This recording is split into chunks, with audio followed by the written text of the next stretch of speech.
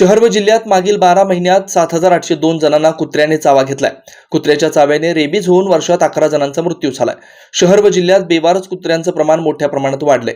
रात्रीच्या वेळी नागरिकांच्या अंगावर जाणं, भुंकणं, चावा घेणं असे प्रकार वाढलेत। भटक्या कुत्र्यांमुळे नागरिकांना मॉर्निंग वॉक असेल किंवा सायंकाळचं फिरणं असेल ते करता येत नाहीये। सोलापूर शहर व जिल्ह्यातील मोकाट कुत्र्यांचा बंदोबस्त व्हावा अशी मागणी जनतेतून होते।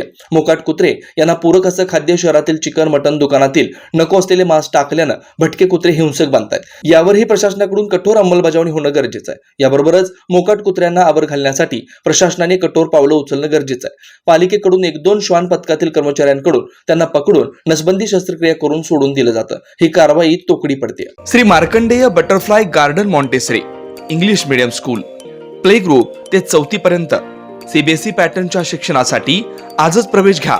मोबाईल क्रमांक 8668 34 49 79।